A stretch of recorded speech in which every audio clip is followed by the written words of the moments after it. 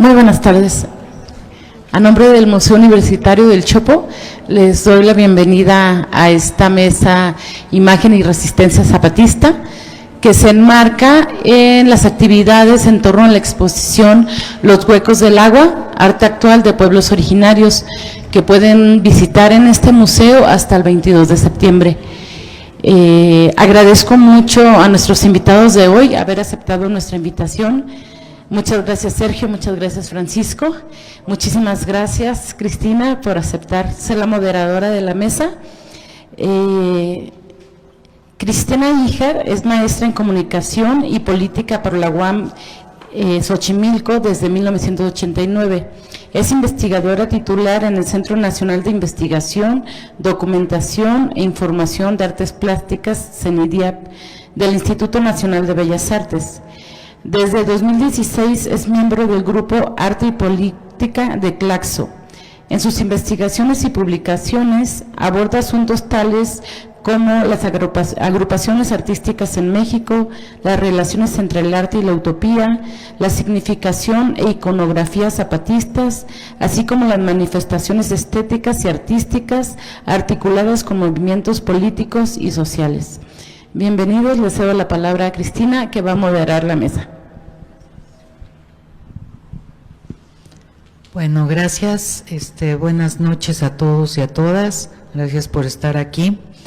Agradezco al Museo del Chopo la invitación a moderar esta mesa con dos compañeros que conozco, entrañables, conocidos en la ruta de estar cerca de todo el movimiento zapatista.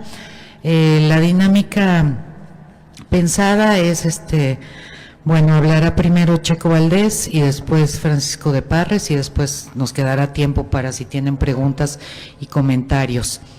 Únicamente quisiera hacer una brevísima introducción, recordar que todo girará alrededor de las 13 demandas zapatistas, todo lo que vamos a ver y a oír, y recordar que desde 1996, cuando el EZ convoca el primer encuentro intercontinental por la humanidad y contra el neoliberalismo, advertimos las dimensiones de este movimiento, no reducido a un territorio en el sureste mexicano, sino con la pretensión de afectar mundialmente un desastre que desde entonces veíamos venir, que desde entonces vivíamos y que solo se ha agravado. Entonces, esta dimensión, al hablar de humanidad, de neoliberalismo, de encuentros intercontinentales, sigue siendo, seguramente coincidiremos a nuestro modo de ver, vigentes y necesarios. La mesa se titula Imagen y Resistencia Zapatista, en el marco de la bella exposición de Los Huecos del Agua. Y hablaremos de formas simbólicas, de universos de sentido, de relaciones sociales nuevas, construidas en nuestra lucha por instaurar una subjetividad nueva que dio lugar a este sujeto autónomo que habita el sureste mexicano y que desde 1994 emprende y desarrolla su propio camino para ejemplo de la humanidad entera. Primero, fue la palabra. Conocimos los comunicados a través del vocero de entonces, el subcomandante insurgente Marcos, y después, este discurso zapatista enriquecido por vehículos constructores de sentidos, por propuestas integrales, con usos enunciativos, argumentativos, retóricos, que nos sorprendieron a todos, por el uso de la ironía, del humor, la incorporación de la ficción, del animismo, y que nos interpelaron de muchas y variadas maneras.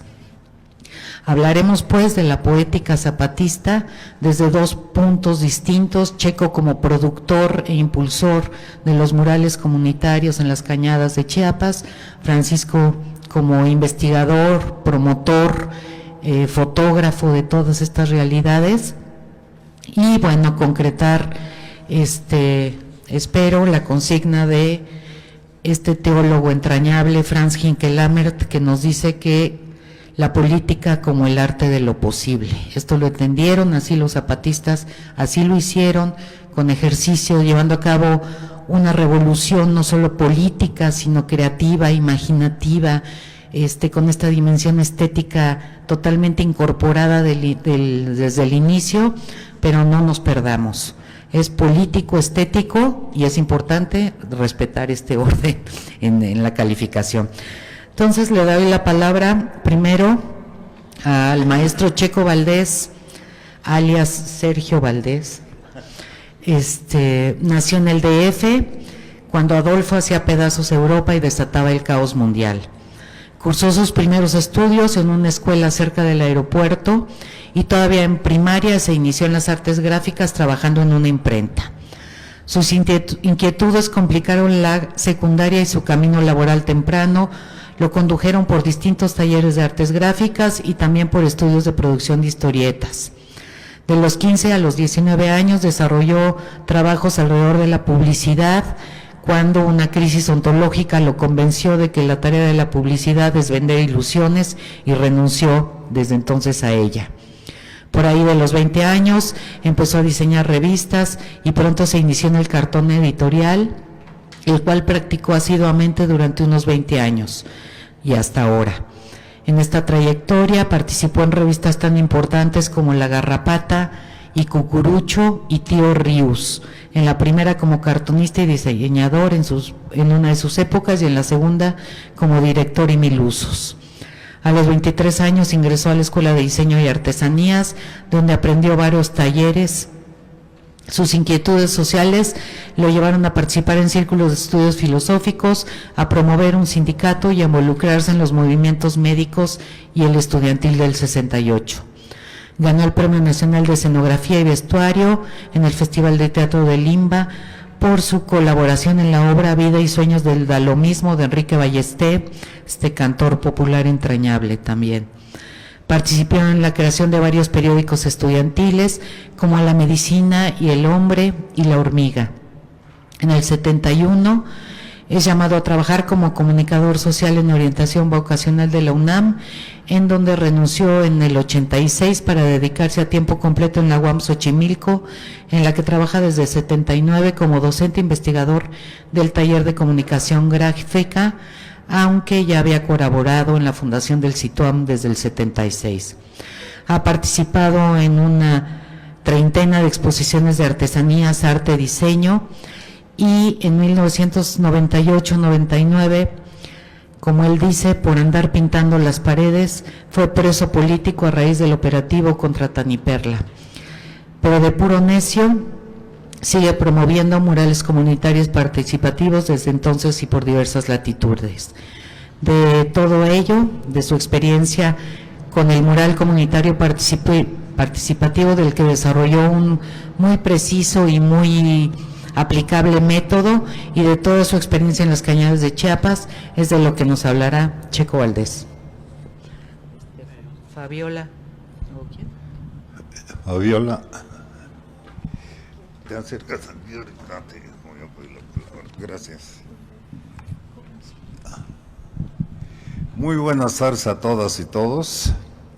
Verdaderamente es un gusto estar aquí en este museo que me trae muchos recortes infantiles. Bien, en alguna ocasión del 98 fui como observador de derechos humanos hasta Taniperla, Chiapas. Más o menos para ubicarlos, esto es en las Cañadas y está a una distancia de unos 80 kilómetros de la ciudad más cercana, que es Ocosingo, y en buenos tiempos se hacían unas 6 horas, en tiempos de aguas hasta 18 horas para llegar allá. O sea, es la profundidad de las Cañadas, y todavía hay comunidades más lejanas.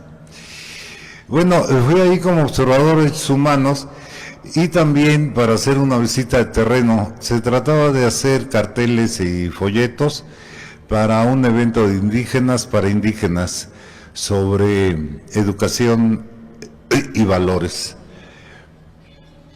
Ya estando ahí, después de un par de semanas, me pidieron que si los podía asesorar en hacer una gran pintura.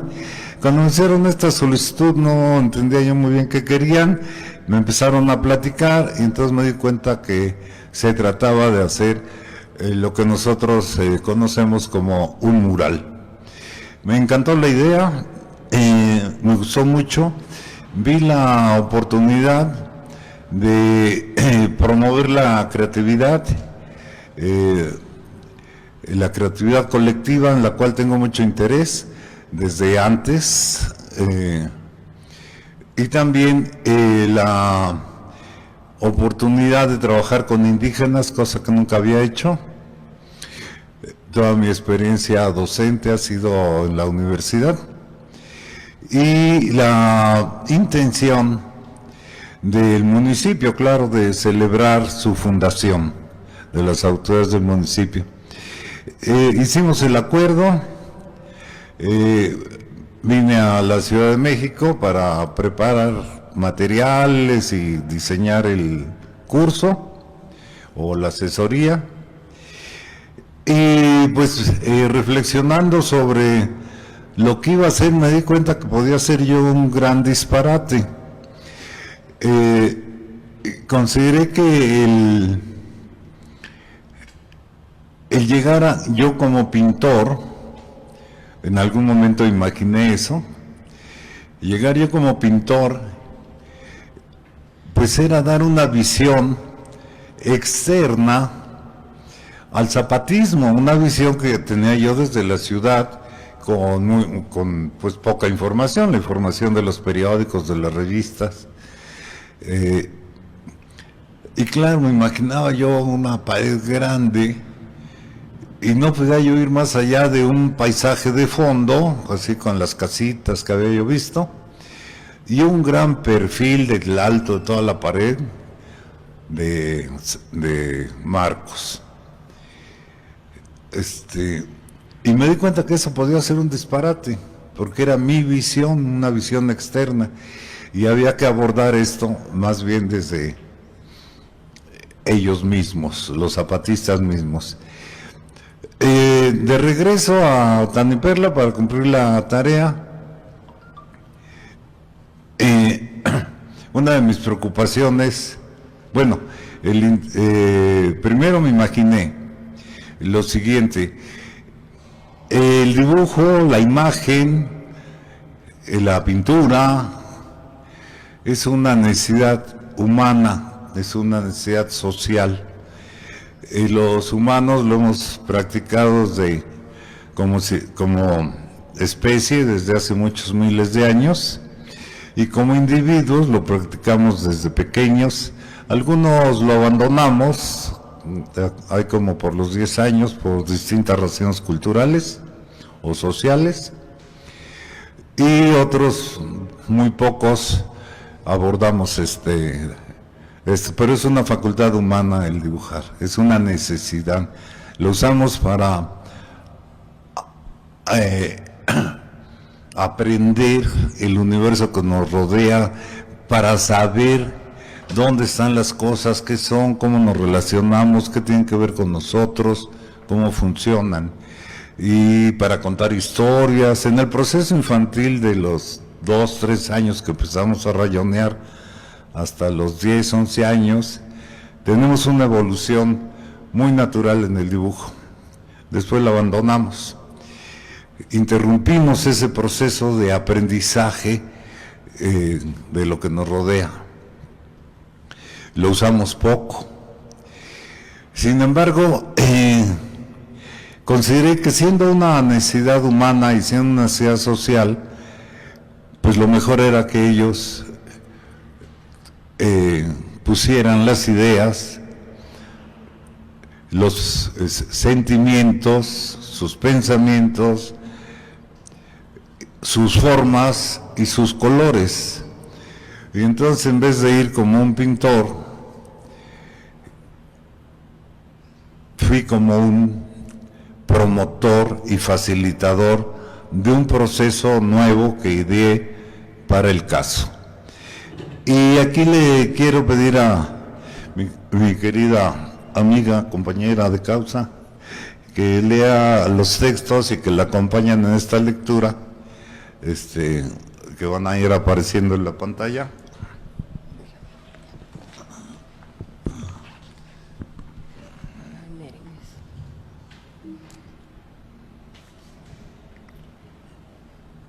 Esta pintura mural fue realizada en la fachada de la Casa Municipal del Municipio Autónomo en Rebeldía, Ricardo Flores Magón, con base en las ideas y el trabajo en relevos de un grupo de 37 participantes de distintas comunidades, en 22 jornadas de tiempo completo y con la puesta en práctica de un método participativo ideado para el caso.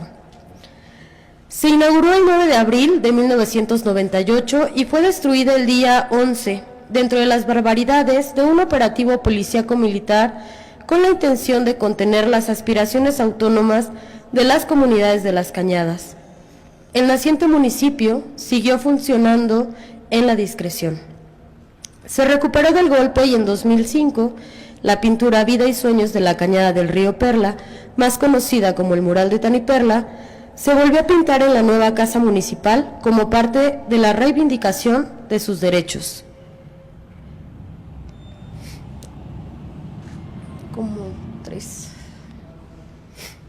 El modo de hacer Vida y Sueños de la Cañada del Río Perla es lo que convierte en el antecedente inmediato del proyecto mural comunitario participativo, cuyo propósito es el de promover estéticas populares con base en la ideación y trabajo colectivos, a partir de las ideas de las personas de los propios barrios y comunidades.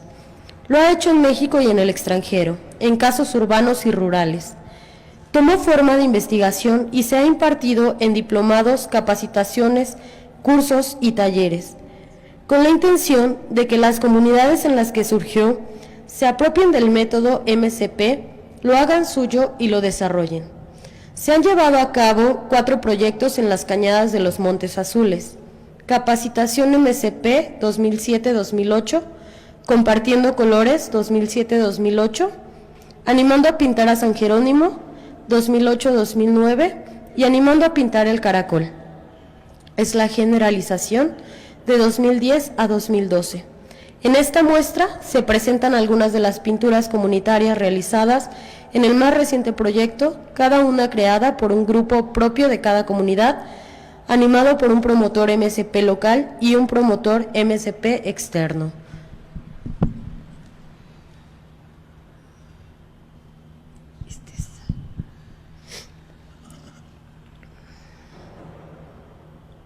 De propia voz.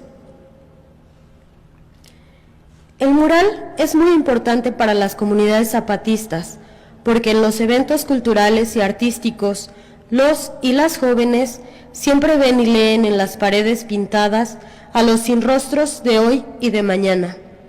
Las pintadas comunitarias son como un arte de espejo para hacer la política, para nunca olvidar nuestras historias, para recordar a nuestros héroes de ayer y hoy, para contar nuestros sueños, para que sepan las futuras generaciones.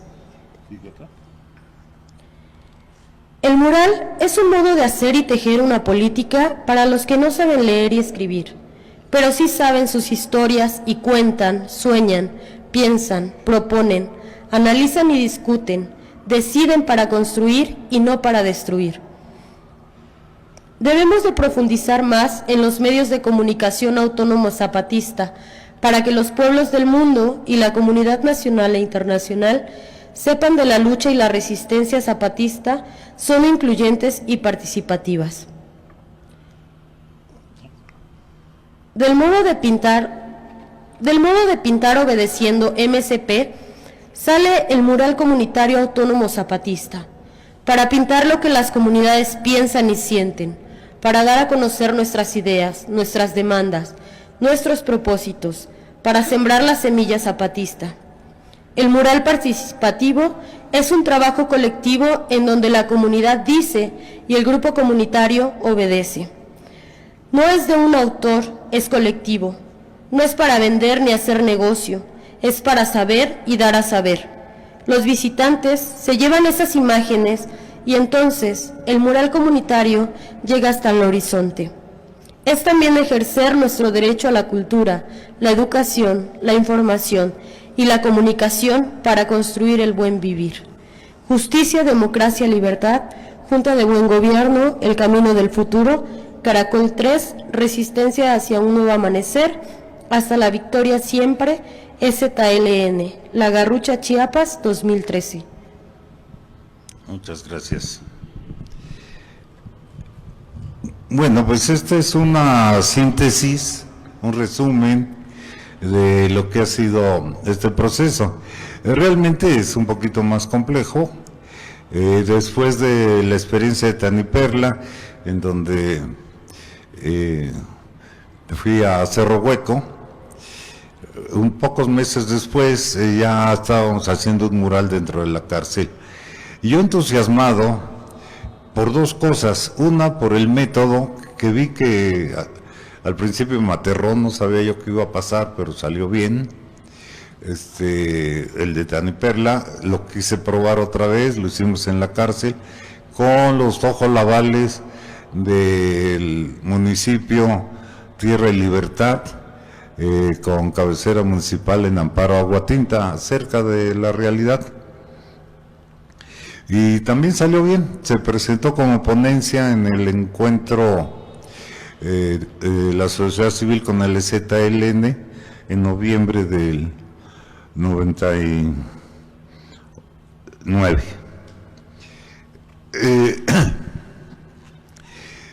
Al salir de la cárcel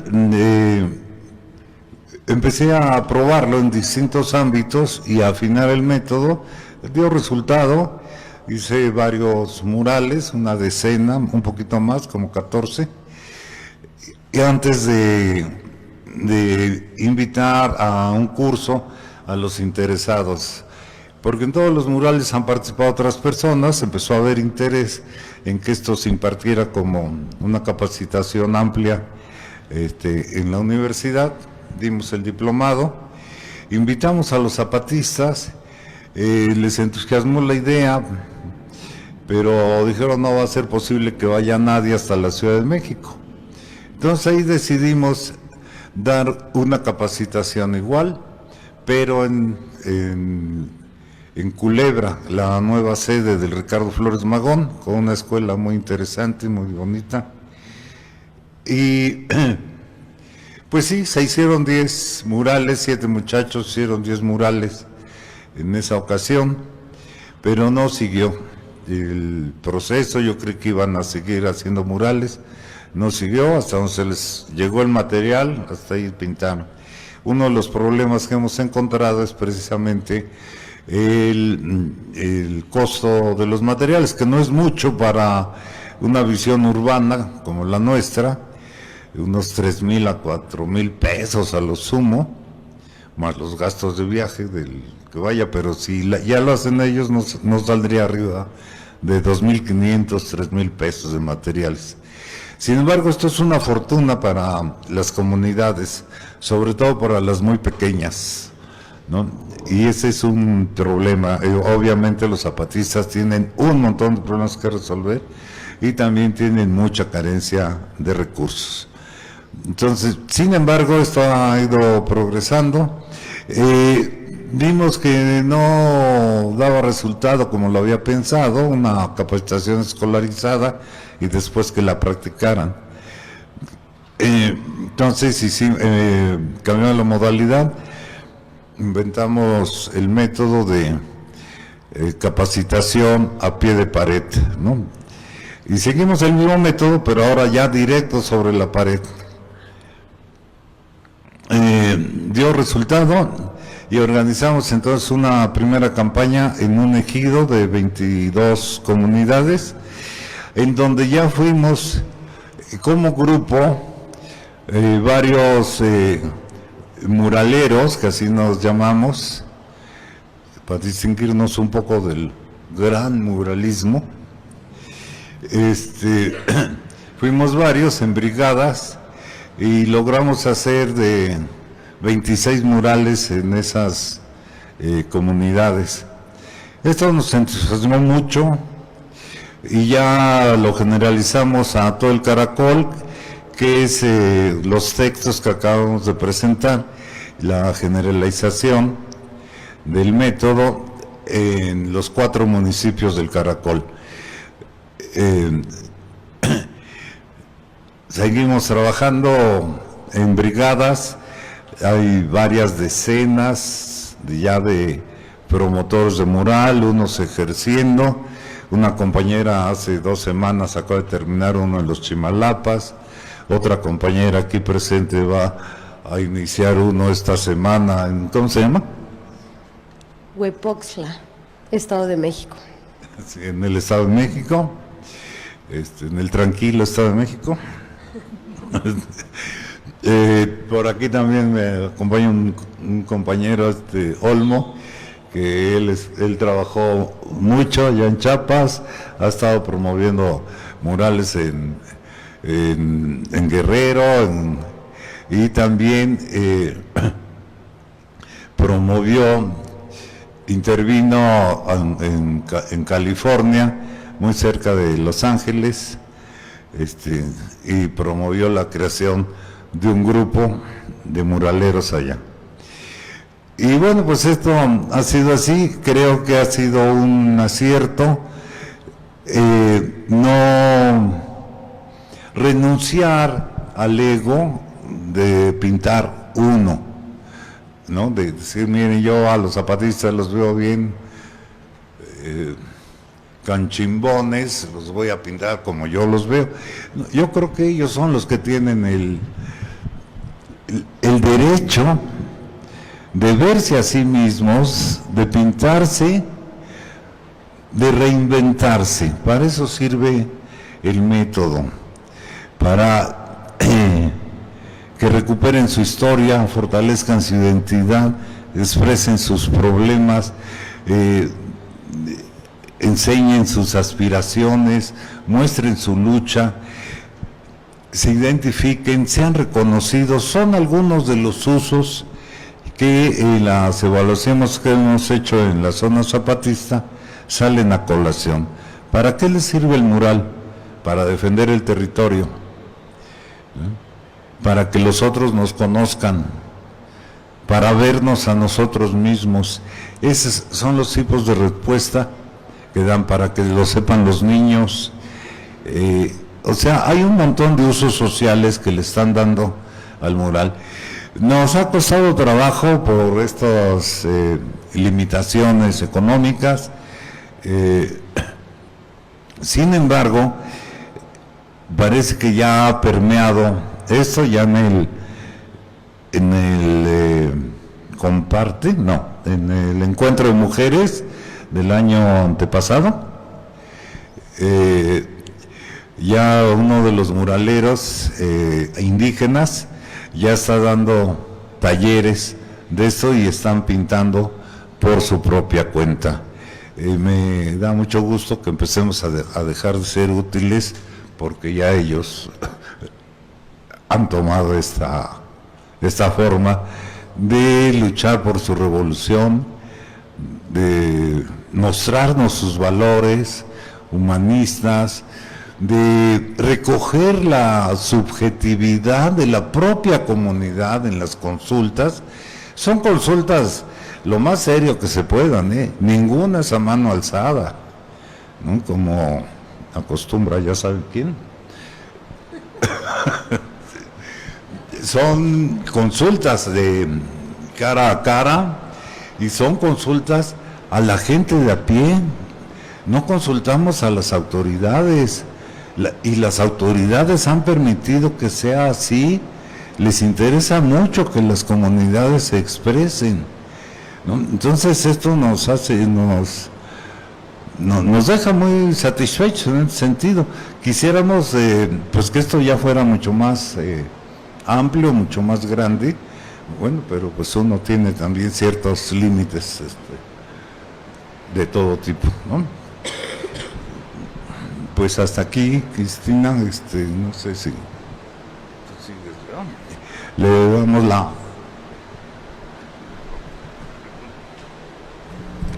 Gracias, Checo. Como siempre, muy claro, contundente, y con el acompañamiento de las imágenes, pues mejor. Esto, lo que él advierte es muy importante, a lo que dio lugar la insurrección indígena y la construcción del movimiento... Sí, bueno, la insurrección indígena y el movimiento zapatista, pues no solo fue un hecho cultural, sino que fue un factor de cultura. Esto de que la creación sea un derecho de todos también ha sido un proceso. O sea, las comunidades, las mujeres, los niños, la creación del sistema educativo rebelde zapatista, todo esto fue caldo de cultivo para todo este pues, gran movimiento de expresión artística. Al principio apoyados por gente como Checo, como su equipo de chavos muy jóvenes, ¿no? Que no eran ni pintores, ni artistas, ni muralistas, como él dice, eran odontólogos y biólogos, pero estaban interesados en desarrollar este método para volverse habilitadores de toda esta potencia artística que estaba ahí y que solo había que despertar. Le faltó decir a Checo que el mural de Tani Perla, después de su destrucción, yo creo que es el mural más reproducido en la historia de la humanidad. ¿Cuántas lleva? Cerca de 52 reproducciones a nivel internacional, en que fue replicado por todo este movimiento de solidaridad y de empatía y de activismo zapatista que se desarrolló en todo el mundo. Entonces, bueno, esto de la creación como derecho de todos, a lo que dio lugar el movimiento y la organización política, la organización social, la creación de los caracoles, de las juntas de buen gobierno y las autoridades autónomas, pues es, ahorita recordaba, pues es muy cercana a una propuesta como del anarquismo histórico, del arte ubicado a la par del tiempo productivo, el arte inserto en la vida, todos, el arte colectivo, todos somos artistas y demás. Bueno, vamos a dar ahora la palabra a Francisco de Parres Gómez. Él es maestro en antropología social y licenciado en comunicación social, miembro de la Asociación de Antropólogos Iberoamericanos en Red de España, de la Unión de Científicos Comprometidos con la Sociedad de México, del Padrón Nacional de Jóvenes Investigadores de la UNAM y de la Red Mexicana de Estudios sobre los Movimientos Sociales. Es cofundador del colectivo transdisciplinario de investigaciones críticas. Fue premiado por el programa de estímulo a la creación y desarrollo artístico organizado por el Instituto Veracruzano de la Cultura y Conaculta. Es ponente en foros nacionales e internacionales, autor de varios artículos y capítulos del libro, y además es fotógrafo. Su trabajo ha sido expuesto en México, Estados Unidos, Cuba, Colombia, Inglaterra. En la actualidad cursa el doctorado en Antropología Social en la ENA, en la línea de investigación análisis del discurso y semiótica de la cultura, donde desarrolla una investigación dentro de las áreas de interés que ya ha venido trabajando, como las estéticas de la ruptura, el binomio arte y resistencia, los movimientos sociales, la estética decolonial, entre otros. El año pasado fue curador de la exposición Un mundo donde quepan muchos mundos, arte zapatista en Cuba, exhibida en Casa de las Américas. Él nos va a hablar sobre su proyecto de doctorado, que es el arte de las comunidades autónomas a partir del 2012 de la Marcha del Silencio. Bueno, muchas gracias a Cristina por compartir la mesa, a Checo también por compartirnos su experiencia. Muchas gracias a todo el público que nos acompaña. Y yo quiero dedicar esta mesa a las comunidades autónomas que actualmente siguen resistiendo, incluso resistiendo ante los embates del nuevo gobierno federal, donde vale la pena decir que actualmente hay vuelos rasantes sobre las comunidades autónomas, siguen habiendo intentos de espionaje, la criminalización de la protesta está a todo lo que da. Y además este viernes se cumplen 16 años de la creación de los caracoles. Entonces vale la pena recordar que así como destruyeron el mural de Tani Perla y destruyeron el primer Aguascalientes, Oventic, y encarcelaron al compañero Checo Valdés, pues ese mismo ejército sigue operando de manera impune en las calles. Y bueno, para hablar un poco sobre arte zapatista, y a lo que nos compete la mesa, que es la imagen, abro con una cita del subcomandante insurgente Marcos, en ese entonces, que dice: una forma de referirse al movimiento zapatista tiene que ver con el mirar. En alguna ocasión hemos señalado que la dignidad se puede definir en relación al mirar al otro, al ser mirados por el otro y al mirarnos a nosotros mismos. El poder es el cíclope que ha globalizado la miseria y la desesperación, tiene en su modo de mirar, él se mira como uno, único y eterno, y al mirar al otro, con ese apetito antropófago que ha caracterizado al poderoso a lo largo de la historia y que ahora, en la época del neoliberalismo, ha alcanzado niveles bestiales nunca antes vistos. El poder solo admite una mirada si ésta es sumisa y le profesa admiración. Cualquier otra mirada para él es un desafío. Y continúo con esta foto de René Clement de 1995 que para mí condensa muy bien lo que también en algún momento Gloria Muñoz reflejó en su libro 20 y 10, El fuego y la palabra, y también en la película, que es, digamos, de alguna manera algunos de los ejes que ha estado manejando el movimiento zapatista desde el principio, que por un lado es el eje del fuego, de la defensa, siempre han sido armas en favor de la paz, nunca de la guerra. Por el otro lado, el eje de la palabra, no olvidemos que ellos siempre han sido grandes magos de los medios de comunicación y de la transmisión de la información. Y por el otro lado, el eje de los trabajos colectivos, que es lo que ha caracterizado un poco no solo los 25 años de historia de este movimiento, sino que los ha potenciado para que los zapatistas hayan sido hasta el momento reconocidos como uno de los movimientos emancipatorios más importantes a nivel mundial. Si bien hay antecedentes en la época de la clandestinidad, antes del 94, donde los lunes, por ejemplo, existían ciertas células culturales, donde los guerrilleros se juntaban a ver películas, a escuchar música, a recitar poesía, a ensayar obras de teatro, siempre como reproducción de la ideología. A partir del 94 y con el uso de los medios de comunicación, toda esta potencia creativa pues emerge al mundo de las grandes comunicaciones. Yo me voy a remitir específicamente a lo que podríamos considerar como el tercer periodo o la tercera etapa del Ejército Zapatista de Liberación Nacional. Después de la otra campaña de 2006 hay un periodo de silencio donde los grandes medios de comunicación decían, y bueno, los medios hegemónicos y el poder decían que los zapatistas habían desaparecido, cosa que era totalmente falsa, ¿no? Si uno revisa los comunicados de Enlace Zapatista, están todas las denuncias de las juntas de buen gobierno de cómo el acoso militar y paramilitar no ha parado. Sin embargo, en términos, digamos, de sociología de los movimientos sociales, ellos estaban como en una especie de movimiento de retroacción, consolidando su autonomía, consolidando sus trabajos colectivos y su proyecto. Pero es el 21 de diciembre del 2012 cuando también los medios pregonaban que iba a ser el fin del mundo maya, como nosotros lo conocemos.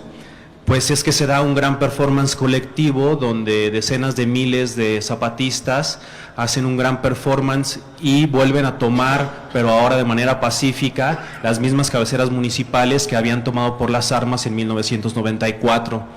Hay algunos videos por ahí de distintos medios de comunicación donde se ve, por ejemplo, en la plaza municipal de San Cristóbal de las Casas, como hay grandes columnas, ¿no?, de zapatistas, todos en silencio, marchando bajo la lluvia, haciendo una gran serpiente y después unos caracoles, que es uno de los símbolos que les caracteriza, donde pusieron unas tarimas enfrente de las cabeceras municipales y todos los zapatistas iban subiendo las tarimas y alzando el puño izquierdo, ¿no?, en el sentido del poder colectivo, del poder popular, pero nunca se dijo una sola palabra. Hasta el día siguiente que salió un comunicado en Enlace Zapatista que únicamente decía lo que se puede leer, que es: escucharon, es el sonido de su mundo derrumbándose y el de nosotros resurgiendo.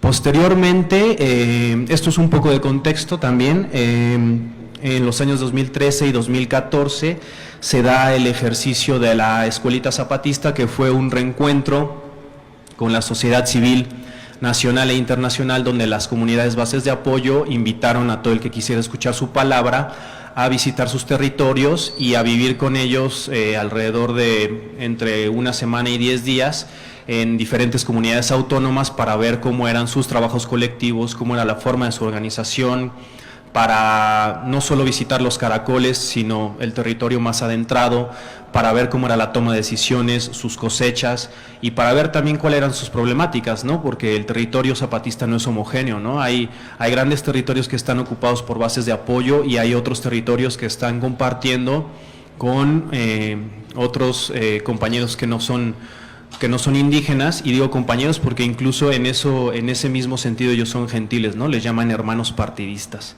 por ejemplo. Posteriormente, en 2014, se da un hecho muy lamentable, que fue el asesinato del compañero José Luis Solís López, el maestro Galeano, asesinado en el Caracol de la Realidad a mano de grupos paramilitares, donde también fue destruida una escuela y una clínica autónoma del Caracol que de alguna manera representaban en ese momento pues la vida comunitaria, ¿no? Parte de lo que las comunidades habían construido. El poder sabe muy bien dónde golpear, ¿no? Entonces tras esos objetivos iban. Sin embargo, justo de la mano de la solidaridad internacional, pero también de los artistas, hablando del arte, fue que se hicieron muchas diferentes campañas, y al día de hoy esa escuela y esa clínica se han vuelto a mantener en pie, ¿no? Después del asesinato del compañero Galeano, hay un acto donde, en un comunicado muy emotivo que se puede encontrar en YouTube, pero también está en Enlace Zapatista, de nombre Entre la Luz y la Sombra, es donde Marcos relata de propia voz cómo él siempre fue un holograma, cómo él siempre fue una invención, para de alguna manera atraer las miradas mestizocráticas y racistas, tanto del Estado-Nación como de la sociedad civil nacional e internacional, pero que los verdaderos actores siempre han sido las comunidades autónomas. Y en una práctica que ha tenido históricamente el movimiento, cuando un compañero o compañera de guerra cae en la batalla, otro compañero o compañera adopta su nombre, y es que él deja de existir como lo conocimos, como la figura de Marcos, y nace la figura que ahora conocemos como el subcomandante insurgente Galeano, sin embargo con una serie de funciones y con una serie de atributos totalmente diferentes al pasado. Incluso ahí es donde se da la vocería, el paso de la vocería de mando al subcomandante insurgente Moisés, quien es actualmente el vocero principal y que fue acasillado de las fincas del general Absalón Castellanos. Posteriormente, para el 2016 y 2017, que es donde yo enfoco más mi investigación, es que tenemos dos encuentros multitudinarios o dos eventos muy importantes. Uno es el Conciencias y otro es el Comparte, donde se invitan a los artistas y a los intelectuales a fortalecer la resistencia, pero que ha sido una actividad que las comunidades autónomas han hecho si se revisan los comunicados desde la primera declaración de la Selva Lacandona. Cuando se dice que el movimiento zapatista ha sido sectario o retraído, pues es algo totalmente falso, ¿no? Desde la primera declaración de la Selva Lacandona siempre se ha invitado a resistir a los trabajadores del campo y la ciudad, a las amas de casa, a los estudiantes, a los artistas y a los intelectuales, y es algo que en este tipo de eventos ahora están reforzando a partir del 2016, 2017 y 2018 como eventos consecutivos. Por ejemplo, aquí podemos ver parte de la convivencia que tienen las comunidades autónomas con los artistas y con la sociedad nacional e internacional, y valga hacer el apunte, por ejemplo, en el nombre de Comparte, ¿no? De Festival Comparte, porque ellos todo el tiempo están jugando con la poética, con la retórica, ¿no? Comparte con una mayúscula, ¿no? Porque significa compartir arte, ¿no? El arte de compartir, pero también la contracción de la palabra compa, ¿no? De compañero, que es como se llama la gente en las comunidades, ¿no? En el primer Festival Comparte, por ejemplo, se tienen registros, según las mismas bases de datos de los zapatistas, de una asistencia de más de 1.800 bases de apoyo entre artistas y videntes o escuchas que asistieron al festival, además de presencia de artistas de la comunidad internacional de los 5 continentes y de más de 44 países. Aquí, por ejemplo, tenemos una zona de conciertos del CIDES Unitierra, donde donde pues tocaron grupos como Rocco Pachucote de La Maldita Vecindad, Panteón Rococó, y bueno, grupos que serían, digamos, artistas, pero que de alguna manera son externos al movimiento, sin embargo siempre los han acompañado, hasta grupos zapatistas como los Originales de San Andrés o como el Grupo Juvenil de Mujeres Dignidad y Resistencia, ¿no? Porque la producción de arte en las comunidades, como veremos, cada vez es más profunda, ¿no? Y cada vez más acentuada. Por ejemplo, es el cartel oficial del primer año, del primer comparte. Y bueno, aquí consideramos un poco que lo que se busca es la expansión de las concepciones estéticas por medio de la creación de públicos más plurales y más partícipes, ya que hay un proceso en el que se socializan los actos creativos en búsqueda de hacer valer las demandas centrales del movimiento zapatista, que siempre han sido las mismas, ¿no?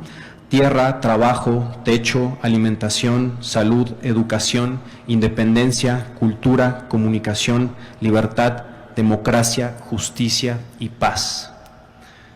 Y bueno, ya enfocándonos específicamente en lo que sería el sistema de las artes zapatistas y la producción de las comunidades autónomas, dentro de lo que he estado desarrollando, he logrado identificar que podemos encontrar diferentes disciplinas que están desarrollando, desde las canciones, que pueden ser corridos revolucionarios desde la época de la clandestinidad, poesías, hay muchas poesías, pinturas, esculturas, aunque es un terreno un poco menos explorado, obras de teatro, danzas, bordados y literatura, por mencionar algunas, ¿no? La exploración creativa que tienen y con sus propios procesos de formación autónomos entre ellos mismos es muy, muy extensa. Entonces, en ese sentido podríamos, esto a lo mejor parece un poco más teórico, pero podríamos identificar un primer eje que sería un eje discursivo semiótico, donde podemos ubicar las canciones, las poesías y la literatura. Con discursivo semiótico me refiero a que predomina más la palabra frente a lo visual. Y aquí, por ejemplo, tenemos agrupaciones de nombre, por ejemplo, los Seguidores de la Lucha, los Primos Rebeldes del Sur, Grupo Renacimiento Maya Chol, los Mensajeros de la Justicia, los Rebeldes de la Zona Norte y Dignidad y Resistencia, entre otras.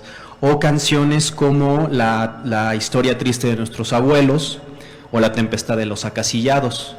Y poesías como La Madre Tierra o La Remota Esclavitud del Pasado y el Presente. Y dentro de la literatura, bueno, ahí como ejemplo tenemos al Viejo Antonio, de la pluma del subcomandante insurgente Marcos, que es una relectura de textos como puede ser el Popol Vuh o el Chilambalam, que reactualizan la cosmovisión maya y la articulan ahora con los elementos de lucha del ejército zapatista. Pero hay otra producción también literaria, como Según cuentan nuestros antiguos, o En algún lugar de la selva lacandona, o Las aventuras y desventuras de Don Durito.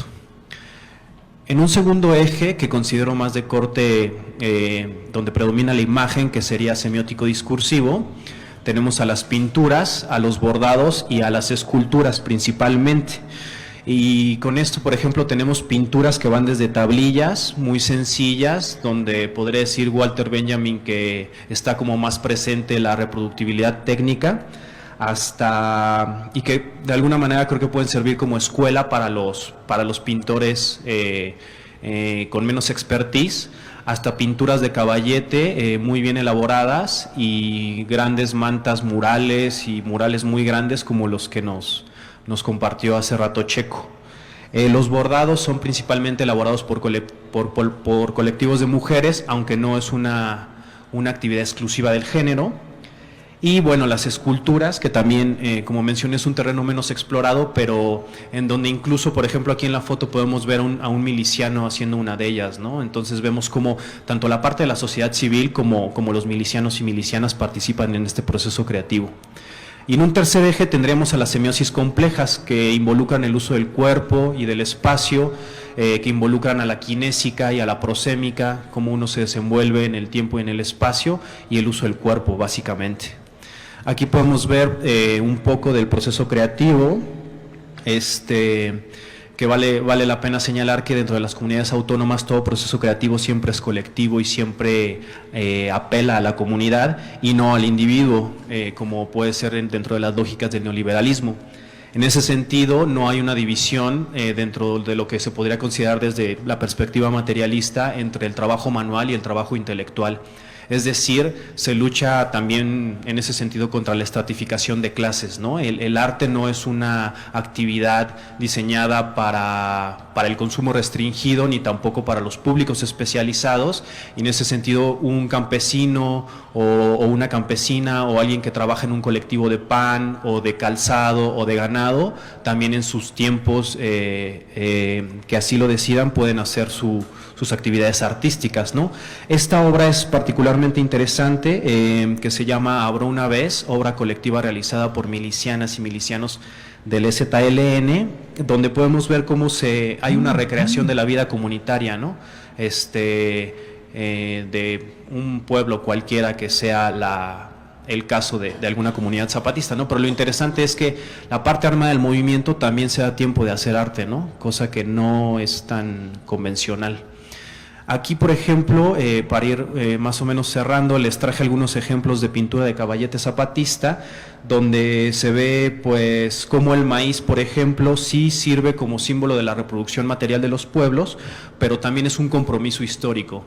Así como en los pueblos mesoamericanos se hizo un compromiso con el maíz, en el Mediterráneo se hizo un compromiso con el trigo, y en Oriente se hizo un compromiso con el arroz, por ejemplo. En Mesoamérica tenemos un compromiso con el maíz, y ellos incluso, si se alcanza a ver, pues lo elevan a un nivel cósmico, ¿no? Y ellos mismos se llaman hombres y mujeres de maíz, ¿no? Tenemos otro tipo de representaciones, como es la hidra capitalista, como ese sistema de dominación colonial vigente, que es un sistema, como todos sabemos, rapaz, de despojo, de acumulación por desposesión, y donde se representan, por ejemplo, el Fondo Monetario Internacional, la Organización Mundial de Comercio, el Banco Mundial y los diferentes tratados que hace el poder a costa de la población, ¿no? Y vale la pena también resaltar cómo está en las representaciones la primacía de la mujer y su pichito, ¿no? Como dicen en Chiapas, ¿no? Con su bebé, que aunque el pueblo la respalde, pues las mujeres zapatistas son las que actualmente siguen encabezando el proceso desde un principio. Y bueno, otro de los símbolos recurrentes que podemos encontrar es a los caracoles, ¿no? El caracol como un símbolo de la dialéctica del universo, del movimiento, de la comunicación, del habla, como símbolo de la escucha, pero también del entendimiento. Pero son representaciones pues muy particulares, ¿no? Porque si podemos ver en la que tenemos del lado izquierdo, aún teniendo un fusil y que es un caracol que dispara un fusil hacia el mundo, lo que está disparando en realidad son flores, son notas musicales y la vírgula de la palabra, ¿no? Que es la escucha y el entendimiento mutuo, ¿no? Y el otro me gusta mucho por todas estas como figuras retóricas que maneja, porque dice: estamos seguros que nuevos caracoles surgirán en México y en el mundo, porque frente al poder los zapatistas pintamos caracoles, ¿no? Bueno, ahí está. Y bueno, un poco saliendo como de la producción, digamos, más interna del movimiento, el movimiento zapatista ha tenido como muchísimas conexiones con otros movimientos a nivel mundial, y un ejemplo que me parece emblemático y que hay una de las piezas aquí montadas en la exposición es el ejercicio que se llama Zapantera Negra, que es un encuentro artístico entre las panteras negras de Estados Unidos y los zapatistas, donde podemos ver cómo hay un intento por tejer conexiones entre las luchas y las reivindicaciones afrodescendientes y las de los pueblos originarios, pero no solamente. A través del arte también hemos podido ver conexiones del movimiento zapatista, por ejemplo, por la lucha de la liberación en Palestina, o con la revolución en Kurdistán, o por el reconocimiento del pueblo saharaui en África, el único pueblo que habla español, incluso con los mapuches en Argentina y en Chile, ¿no? Por mencionar solo ejemplos internacionales. Sin embargo, estos ejercicios de intersemiosis o estos ejercicios como de comunicación a través de la estética y el arte, o de producción de sentido compartido con las resistencias, se puede rastrear de manera muy amplia en el movimiento zapatista. Y bueno, como mencionaba Cristina al principio, ya casi para terminar, este es un ejemplo de un ejercicio que hicimos, que fue la exposición Un mundo donde quepan muchos mundos, arte zapatista en Casa de las Américas, La Habana, Cuba. Hasta donde nosotros sabemos no había habido un encuentro así, o nunca se había expuesto arte zapatista en un espacio tan emblemático como Casa de las Américas. Fue un espacio, fue un ejercicio totalmente autogestionado. No recibimos financiamiento de ningún organismo público ni privado, y fue una campaña que la misma gente con la solidaridad internacional se fue sumando. El grosso de la muestra fue arte zapatista. Llevamos pinturas, esculturas, instalaciones, llevamos obras de teatro, canciones y poesías en video, y bueno, fue bastante grande. Y en la parte internacional invitamos a otros colectivos a participar, donde estuvo, por ejemplo, Cheto Dielat, que es un colectivo ruso que hace arte inspirado en el zapatismo en la era postsoviética. Estuvo, por supuesto, la Escuela Popular Mártires del 68, el Gran OM, estuvo también el artista multimedia tijuanense Fran Illich, y una carpeta de grabados del Congreso Nacional Indígena, junto con una pieza muy grande del proyecto de esa Pantera Negra de las Black Panthers, que está expuesta en esta exposición.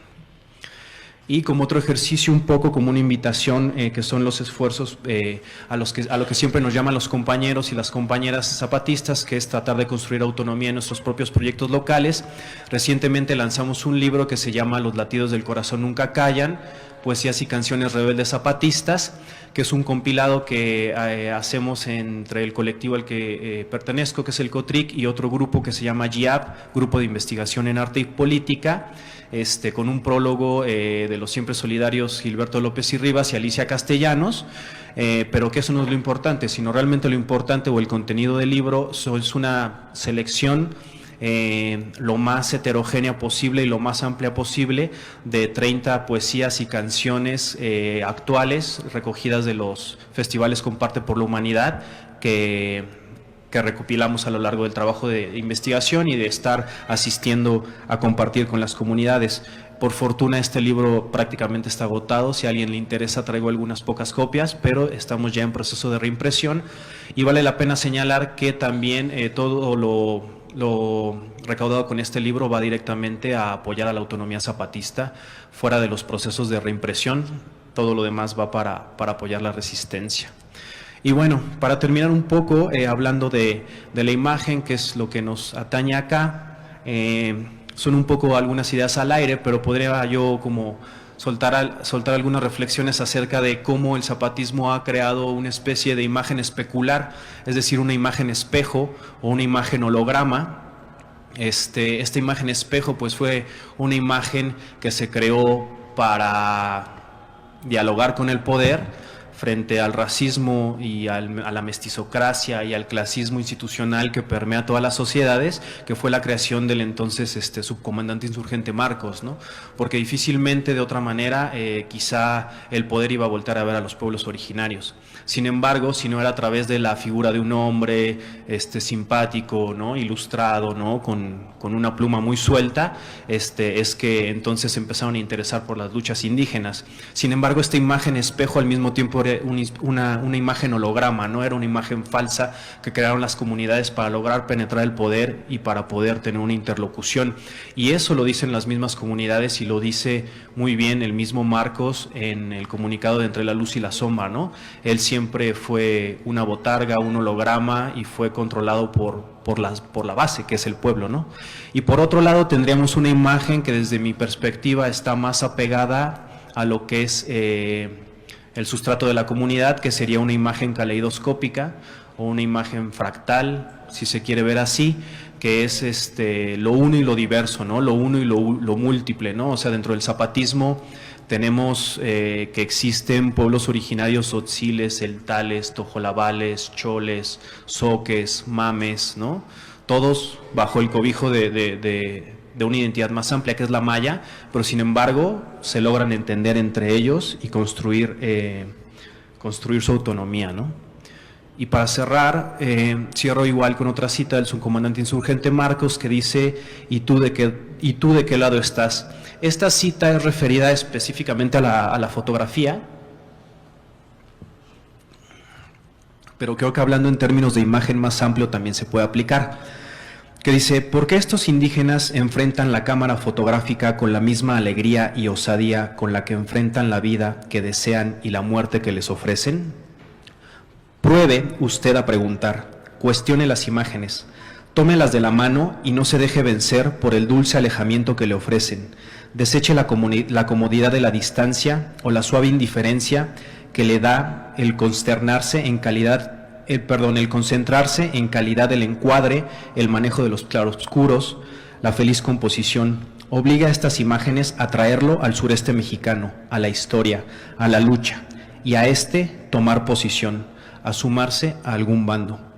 Y bueno, para finalizar, les quería presentar lo que serían dos de las armas más letales o más feroces actualmente del movimiento zapatista, que es la niña Defensa Zapatista y la niña Esperanza Zapatista, que no solo es la representación de nuevos símbolos, ni tampoco, o no solamente es eso, y la formación de nuevos cuadros o de relevos generacionales, sino que ellas representan pues una de las apuestas más grandes a las que siempre ha hecho el zapatismo y que hasta la fecha mantienen, que es que un par de niñas indígenas tengan las mismas oportunidades que todos los demás y sobre todo que puedan vivir sin miedo, y sin miedo a este sistema de muerte imperante al que siempre seguirán haciendo frente, bajo el compromiso de nunca rendirse, nunca venderse y no claudicar. Muchas gracias.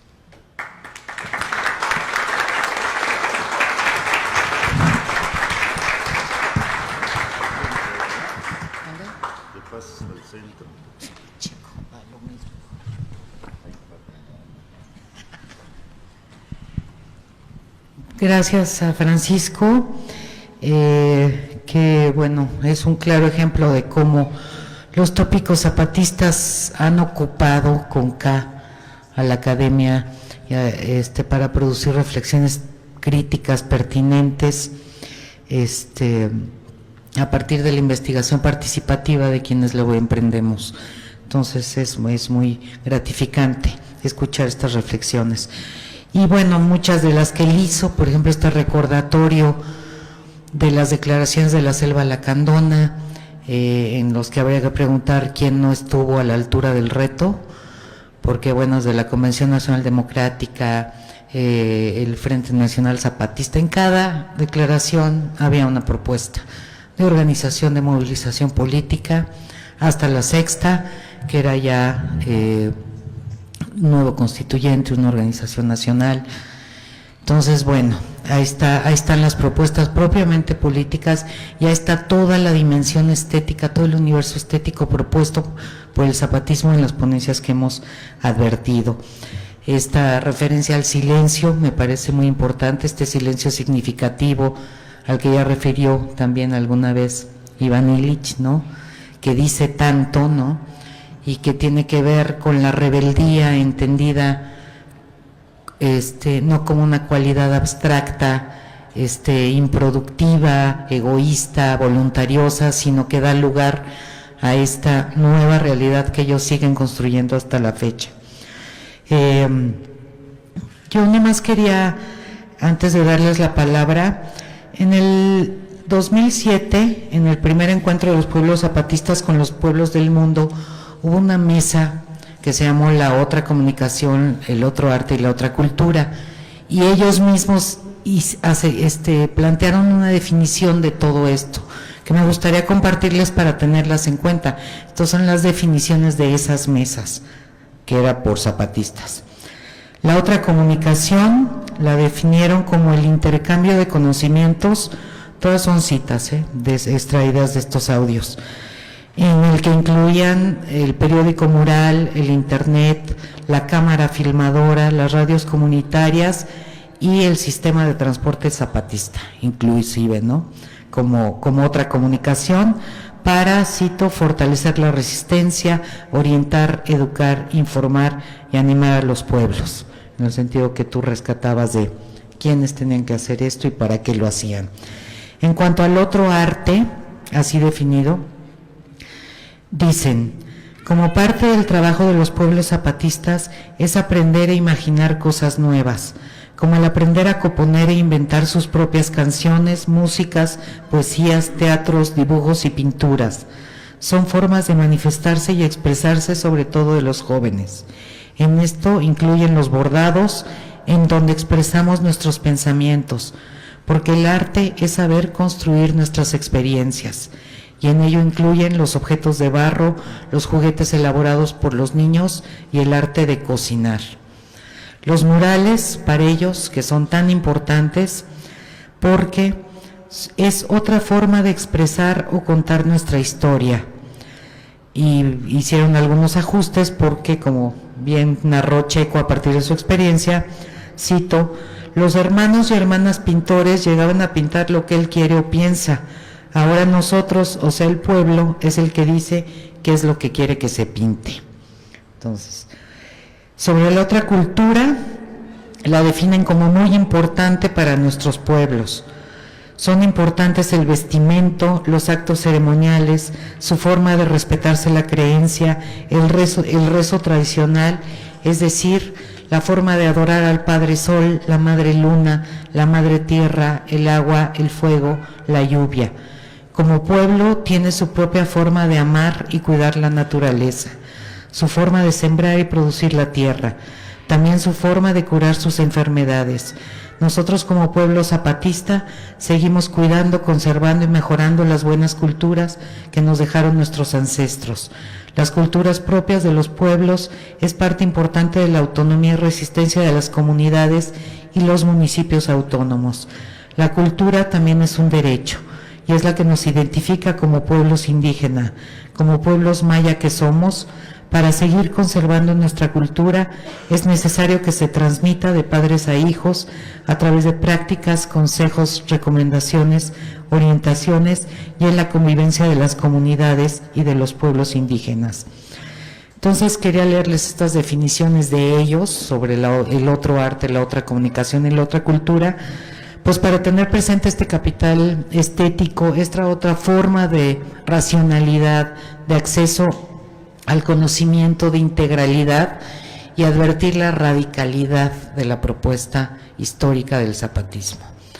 Entonces ahora sí, si hay preguntas, si hay comentarios, pues adelante.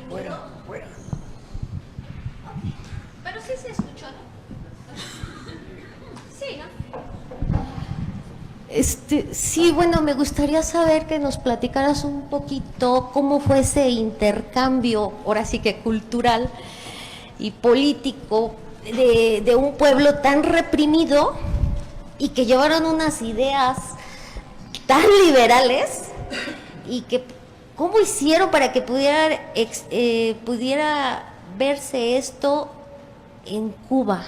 Eso me gustaría saber.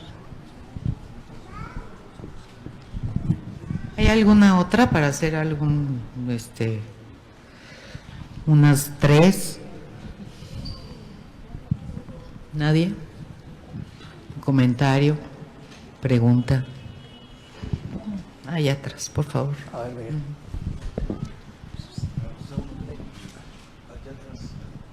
No es... Si te puedes acercar tantito aquí. ¿Le pasa el micrófono? Bueno, pues no sé si hacer mi pregunta porque era para el Checo. Pero bueno, la hago cuando regrese, ¿no? Bueno, vamos, aquí había otra. Bueno, entonces ahorita damos respuesta. Que Francisco responde esta y ahorita que regrese Checo. Bueno, ahí sí habría como que hacer un matiz grande, ¿no? Quizá no sé qué información tengas, pero lo que menos Cuba tiene es represión, ¿no? Al contrario, fue una petición del pueblo cubano, una petición directa de Casa de las Américas a través del segundo coloquio internacional de lengua de culturas originarias, y gracias a Jaime Gómez Triana, que es el director de ese programa de cultura de Casa de las Américas, quien conjunto con Silvia Yáñez nos hicieron la invitación a partir de una ponencia que se dio en un coloquio allá, y se interesaron por el arte zapatista, pero habría que rastrear ahí como un poco más a fondo, ¿no? Porque es parte de esta imagen distorsionada que el poder da de los movimientos sociales, es parte de esta imagen distorsionada que el poder da de cualquier tipo de ejercicio libertario, llámese Cuba, llámese Venezuela, o llámese cualquier, como decía la cita del Submarcos, ¿no? Llámese toda otra mirada que no coincida con la del poder, pues automáticamente se censura, ¿no? Y lo que menos nosotros tuvimos en Cuba fue censura, al contrario, ¿no? Nos pedían más y más y más información, y la reprodujeron en todos sus medios y en sus radios y en las juventudes comunistas, y realmente hubo una acogida por parte del pueblo cubano maravillosa, ¿no? En ese sentido, la Casa de las Américas puso toda la disposición a nuestras manos de los recursos que tenía y de los espacios, incluso nos dio su galería principal para montar el arte zapatista, le dieron muchísima promoción en sus medios, y en realidad las ideas de justicia, democracia, paz y libertad no están tan alejadas de los idearios cubanos, ¿no? Incluso si uno revisa los comunicados zapatistas, hay algunos especialmente dedicados no solo a la Revolución Cubana, sino incluso al mismo Fidel. Y también no hay que olvidar que en un principio la perspectiva que tenían algunos núcleos guerrilleros que llegan a la selva era una perspectiva de corte castro-guevarista. Los guerrilleros que llegan a la selva en un principio tenían una perspectiva fuertemente inspirada en la Revolución Cubana. Después se encuentran con otras perspectivas como la de la teología de la liberación y los propios movimientos campesinos organizados que ya tenían en Chiapas, pero la Revolución Cubana ha sido y seguirá siendo siempre un referente importantísimo a nivel mundial para cualquier lucha emancipatoria, incluyendo, yo no puedo hablar por ellos, pero por las referencias que hay, creo que incluyendo la zapatista, ¿no? Incluso si nosotros vamos a territorio zapatista, hay murales del Che Guevara, por ejemplo. Sí, efectivamente hay muchísimos murales del Che en territorio zapatista, y además pues en esta conmemoración que hacíamos a los fundadores de las Fuerzas de Liberación Nacional, nacen justamente de un Instituto Mexicano de Solidaridad con Cuba en Monterrey, de Relaciones México-Cuba. Entonces el vínculo, bueno, está ahí marcado, como lo está cualquier movimiento libertario en América Latina con la Revolución Cubana. Ahora sí, las preguntas que eran para Checo, ya regresó, se dio a desear. Perdón por la ausencia. Sí, nada más decirle al maestro Checo si puede abundar un poco en el método hasta donde se pueda, que nos platique este método para los murales colectivos, y también a ver si nos puede platicar un poco la experiencia de ese mural que les permitieron en la cárcel, porque quizá igual yo imagino un reclusorio aquí y pues es imposible, ¿no? Pero supongo que allá es otra dinámica en los reclusorios, aún así sea un lugar de reclusión, pero seguramente hay otra dinámica para que se permitiera que ahí se hiciera un mural. Bueno, no pedíamos permiso, ¿eh? Pero al final les autorizaron, no formalmente, pero al concretarlo hay una autorización. Sí. Bueno, el método, digamos que el caldo nutriente del método, lo que lo nutre, es la consulta, como les decía. Se trata de hacer una consulta lo más amplio posible. En las comunidades pequeñas, a veces consultamos a todas las familias. Cuando es una comunidad de 30 familias, consultamos a toda la comunidad. Cuando es una comunidad más grande, nos ajustamos un poco a las tablas estadísticas y terminamos haciendo unas 220, 280, 300 consultas, que nos da un alto grado de confiabilidad en que las respuestas que estamos recibiendo representan el sentir comunitario. En otras ocasiones hemos tenido la feliz fortuna de que sea la asamblea. Una vivencia muy bonita fue que llega la promotora, era de mañana, la llevaron de una comunidad a otra, llega, era su primera experiencia para ella y le dice el responsable, ¿qué es lo primero que hay que hacer? Pues vamos a hacer una consulta a la comunidad. Ah, sí, espera un momento. Toca el caracol y viene toda la comunidad, incluyendo niños, y el mural se decidió en asamblea, ¿no? Algunas veces rebasamos, como en el caso de la ENA.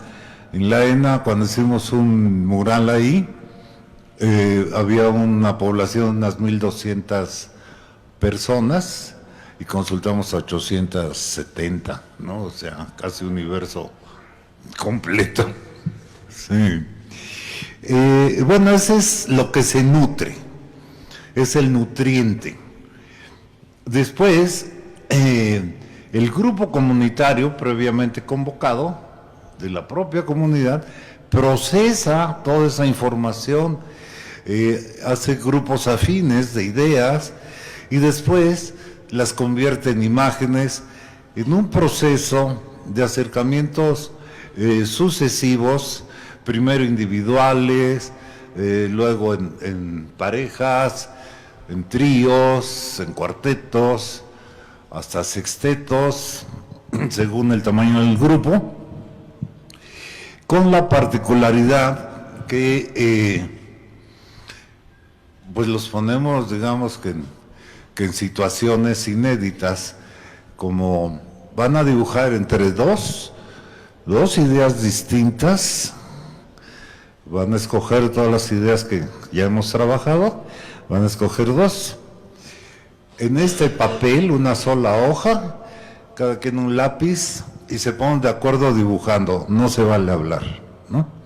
Entonces tienen que trabajar en silencio y es muy productivo esto, y así lo van haciendo en tercias, en cuartetas.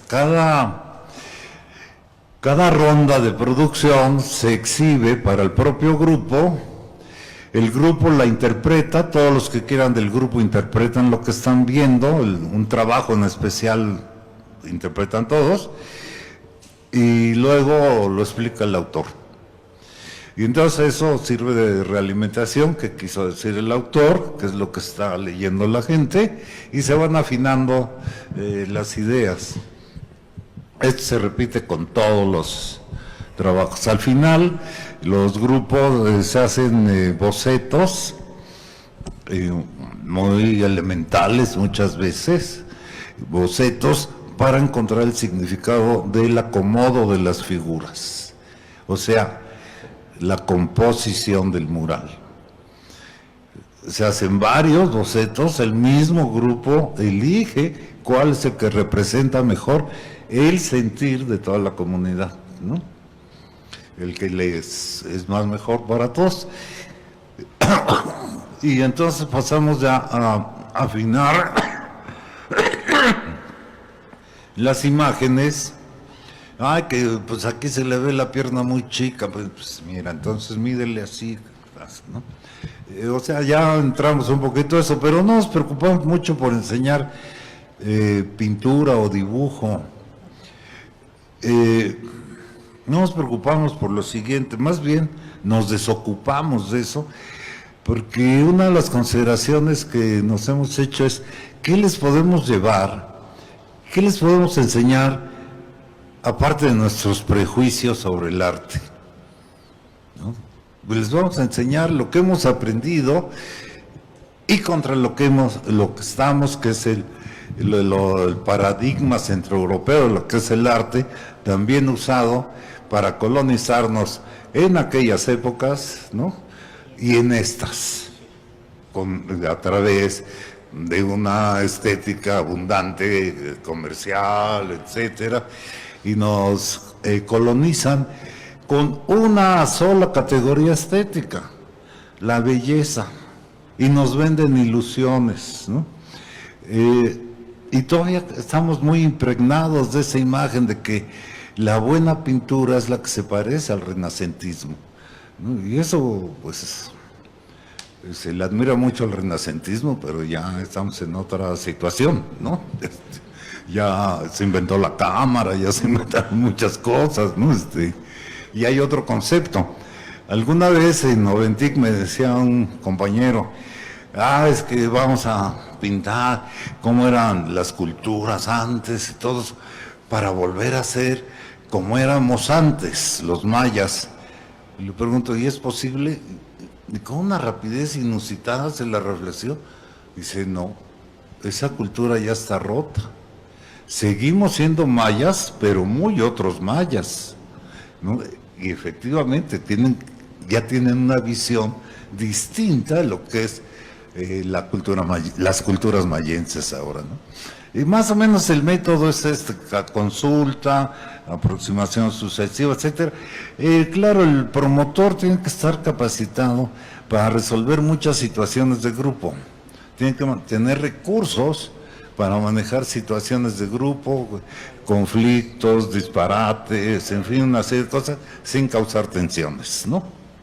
Este es el papel y además no favorecer a ninguna idea la va a favorecer el promotor por preferencias personales, ideológicas o estéticas, sino más bien se trata de que ellos estén construyendo sus propias formas, sus propias maneras de decir las cosas, ¿no?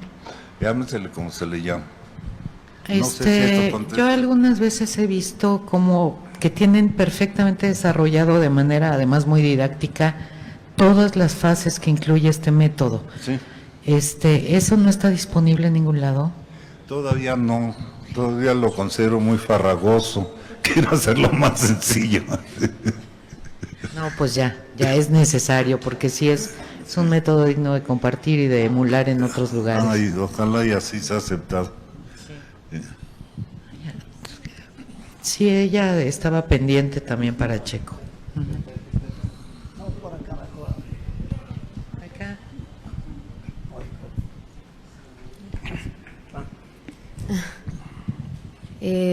Bueno, muchas gracias por la plática que nos acaban de dar. Mi pregunta pues está relacionada con lo que acabas de mencionar, Checo. Me interesa saber, pues el mural de Taniperla tiene una impresión muy homogénea, pues como si lo hubiera hecho una sola persona. Entonces, ¿cómo generar entre esta actividad colectiva que fue pintar el mural tanta cohesión entre las personas? No sé, para que pareciera que es un mural que está, pues sí, o sea, muy, o sea, no parece que sea pintado por tantas personas, pues. Y en ese sentido va mi otra pregunta. ¿En qué punto entra en tensión la figura o el paradigma del artista como lo concebimos en este tipo de museos o como se ha concebido en los estándares occidentales, lo cual es bastante molesto? ¿Y en qué momento entra el ser colectivo a hacer arte y que sea validado o que sea válido? No sé. ¿En qué momento entra? Pues no lo planteamos como arte, ¿no? Decimos, vamos a pintar lo que pensamos y lo que la comunidad piensa, ¿no? Ya ha entrado un poco la idea de arte, y algunos de los promotores locales, los promotores indígenas, ya se dicen, soy artista, ¿no? Bueno, porque es el lenguaje que tenemos, pero a mí me cuesta mucho trabajo hablar de arte, me parece un concepto muy inasible, muy evasivo, ¿no? Cada quien entiende del arte, pues quién sabe qué cosa entiende cada quien, ¿no? A mí me causa cierto conflicto. No digo, no me niego como artista, pero sí me inhibo. He producido muy poco como artista, sí he hecho algunas cosas, pero me considero más un promotor cultural popular, ¿no? No sé si vaya por ahí tu pregunta, perdón. ¿Sí? No. Solo agregar, o sea, el problema no es el arte en sí, o sea, el arte finalmente son técnicas, modos de expresión susceptibles de poderlo hacer todo el mundo. Lo que es esta concepción paradigmática del arte, como lo advirtió Checo, como propio del centro de Europa, blanco, occidental, con un artista embebido en sí mismo, en un proceso individual de inspiración y creación que mientras menos lo perturbe el entorno mejor, sin ningún tipo de conexión con el exterior, sin ningún tipo de servicio hacia su propia comunidad, ¿no? Entonces el problema no es el arte, sino los ejercicios y los lugares que se le otorgan en una sociedad desigual, racista, en fin, con todas las características que esto tiene. ¿Lo encontraste? No, justo estaba buscando, a propósito de lo que dice Daliri, una cita que viene en la invitación que hacen las comunidades autónomas al primer Festival Comparte por la Humanidad, que habría que leer con detenimiento, pero que responde a este tipo de cosas, ¿no? Por lo menos desde la perspectiva de los zapatistas, y es muy interesante porque hay un comunicado que da el subcomandante insurgente Moisés que dice, nosotros no somos artistas, nosotros y nosotras, ¿no? Nosotros somos todólogos, es decir, hacemos el arte de la milpa, el arte de los trabajos colectivos, el arte de la organización, el arte de la solidaridad, el arte de la resistencia, y todavía nos damos el tiempo de hacer arte. Palabras más, palabras menos, pero así lo dice el subcomandante insurgente Moisés. Y referente al arte, hay otra cita que me voy a permitir también parafrasear porque no la encontré en el momento, pero dice algo así como: para el zapatismo, arte es toda actividad creativa que desenvuelva el ser humano, independientemente de cánones, especialistas, museos y wikipedias, ¿no?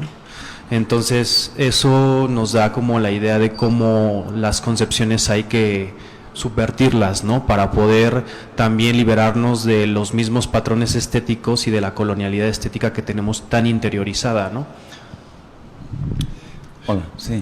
Bueno, muchas gracias primero por la exposición, ha sido muy interesante.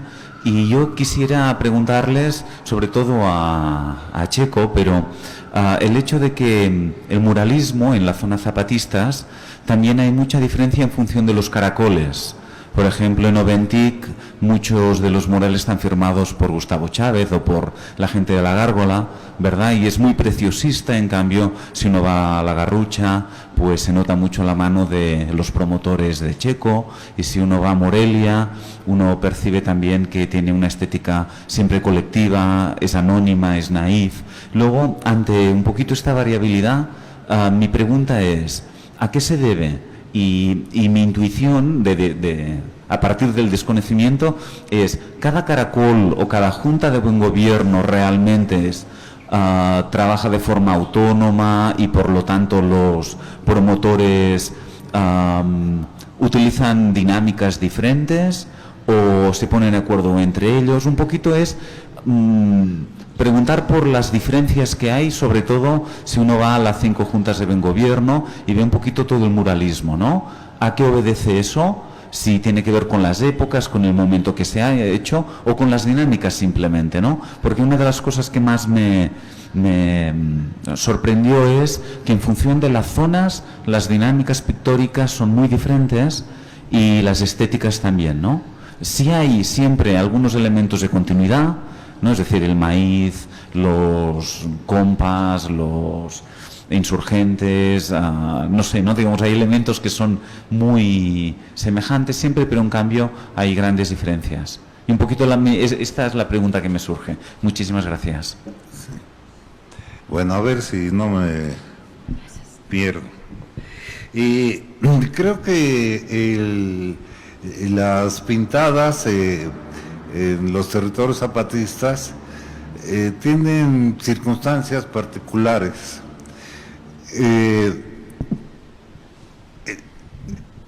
Casi todos los pintores externos han llegado a los que eran Aguascalientes antes y ahora Caracoles a pintar, ¿no? Guchepe, me parece, y tal vez Gárgola, ya los mandan a comunidades. Ya la Junta de Buen Gobierno dice, vete a pintar a tal comunidad. Como no mantenemos mucha comunicación por nuestras propias ocupaciones, no sé exactamente cómo trabajen, pero es más,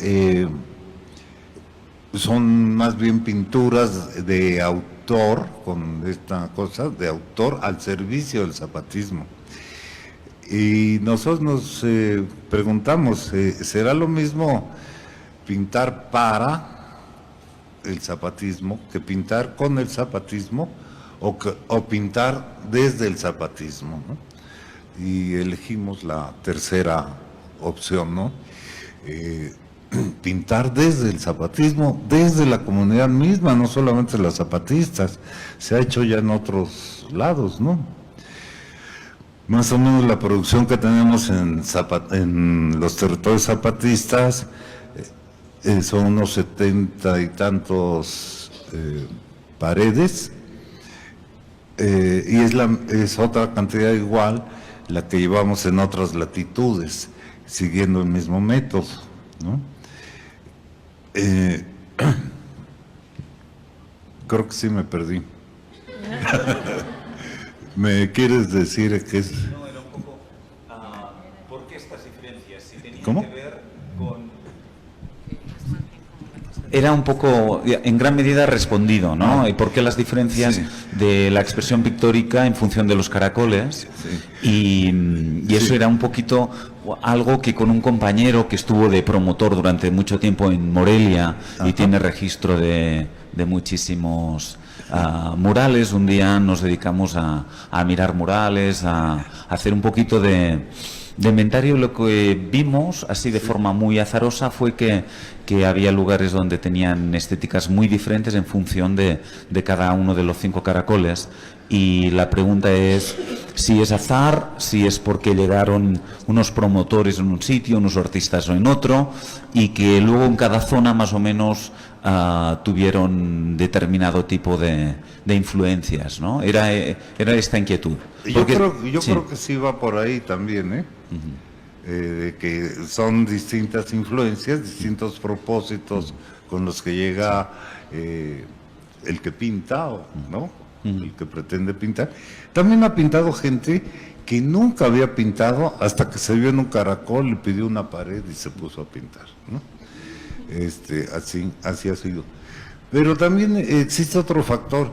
En alguna conferencia del doctor Paoli hacía una diferencia que más o menos dice así: el individuo es autónomo ante la familia porque cumple con sus responsabilidades. La familia es autónoma ante la comunidad porque cumple sus responsabilidades con la comunidad. La comunidad es autónoma ante la comunidad de comunidades porque cumple con su responsabilidad ante la comunidad de comunidades. Y la comunidad de comunidades, o sea, un municipio, por ejemplo, es autónomo porque cumple con sus responsabilidades hacia el pueblo, o sea, hacia la nación indígena, ¿no? Entonces son muchos niveles de autonomía y yo creo que son muy autónomos y esto también influye. Hay otras condiciones, como es la cercanía al camino, el acceso al agua, la calidad de la tierra, en fin, una serie de cosas, si es montaña, si es media selva de alta montaña o de media montaña o selva baja, en fin, hay muchas cosas si tienen luz, si no tienen luz, muchas cosas, ¿no? He visto comunidades, si bien, digamos, dentro de lo que es la pobreza, son comunidades ricas, un criadero de truchas, por ejemplo, ¿no?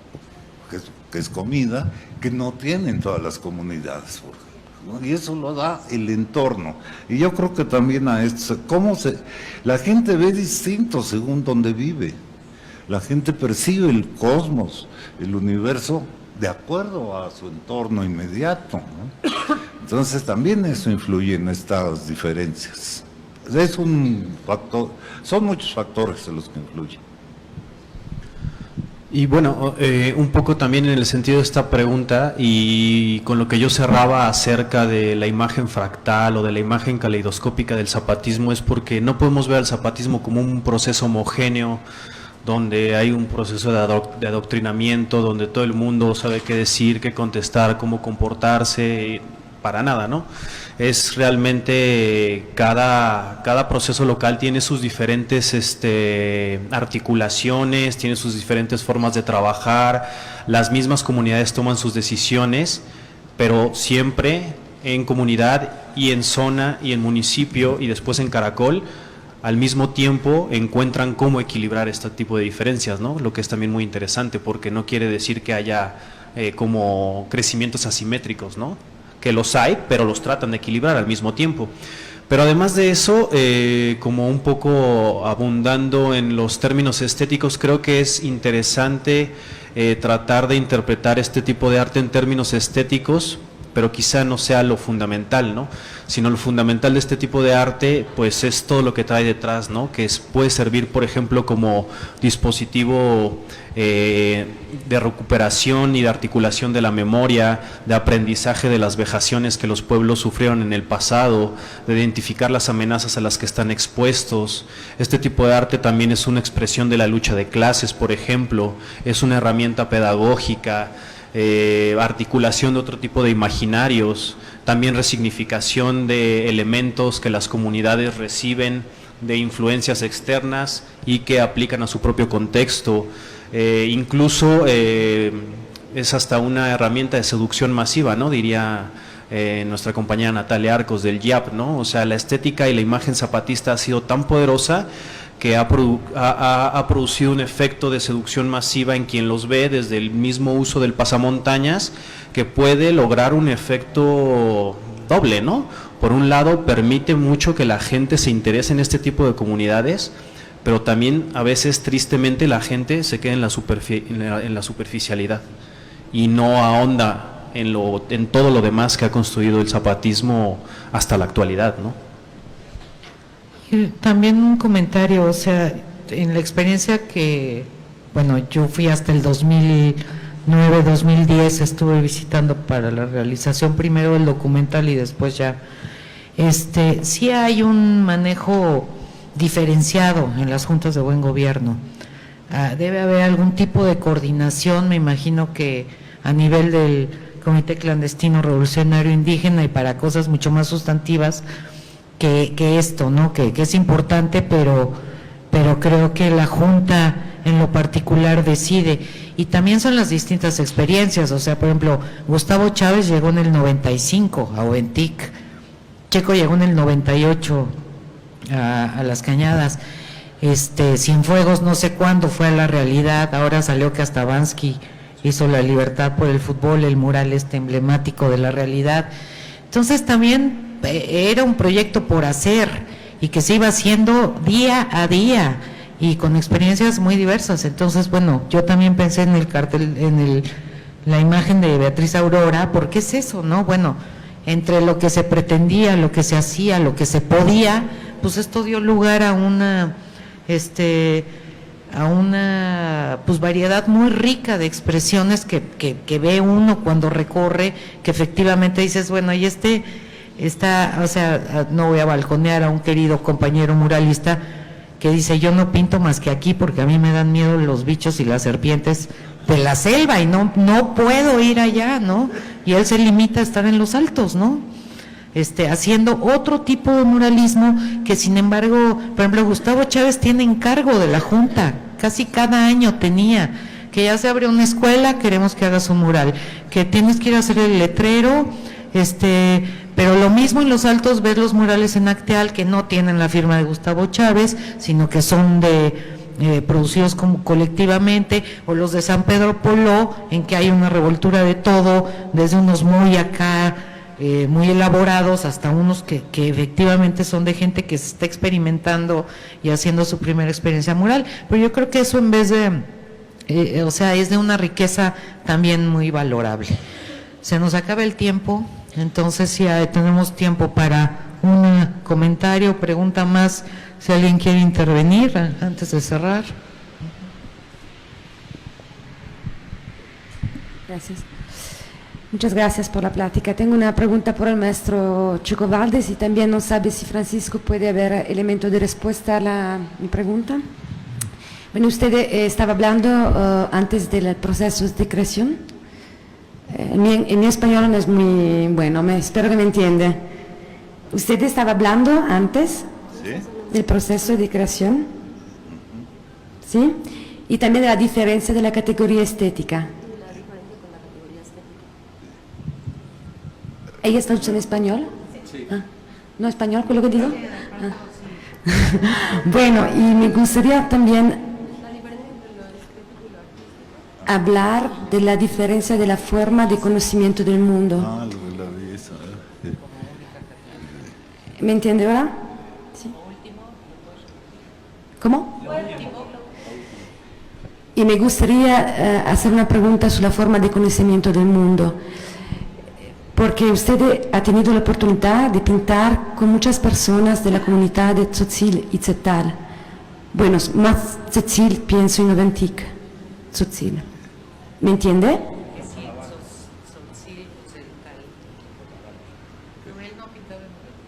No, yo sabe que ellos no es. No, en Noventic solamente hemos hecho uno. Y ha sido en una lona. ¿Usted estaba pintando con personas de las comunidades de Tzotzil? Sí, bueno, a ver. ¿Tenía esta oportunidad? ¿Sí has pintado con gente de la comunidad? ¿Con? Tzotziles, pues son, los de Oventoc son, tzotziles, sí, y también en las cañas hay celtales y tzotziles también, se han ido, y tojolabales. En las cañadas hay 3 etnias, por lo menos, y un par o dos en Noventic. Y bueno, voy a hacer la pregunta. ¿Sí? Sí. Para mí es una oportunidad, ¿no?, de hacer pintura con esta gente que tiene un lenguaje que es muy específico. Hablamos con quello que vemos con los ojos y quello que sentimos con el cuerpo. Mi pregunta es, ¿usted piensa que está una relación entre la manera de plasmar la palabra y la manera de plasmar conceptos como ideas capitalistas para la imagen? ¿Está claro? No, no está claro, voy a repetir. No, la pregunta está clara, pero además tengo dificultades de oído y hay ciertos tonos que no escucho. Sí. Si puedes formular la pregunta más concretamente. Sí. Para mí es concreta. Si usted piensa que está una relación entre la manera de plasmar la palabra de la lengua tzotzil y la manera de artistas tzotzil de plasmar la imagen. No sabe si tiene elemento de respuesta, esta era mi pregunta. Si hay una palabra, si los artistas tzotzilus, en tanto la palabra como la imagen. ¿Me puede ayudar a preguntar?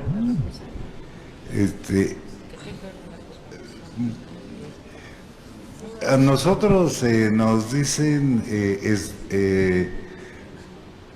esnovil, ese es el término que usan para el pintor, para los pintadores, porque además no es pintor, somos pintadores para ellos, ¿no?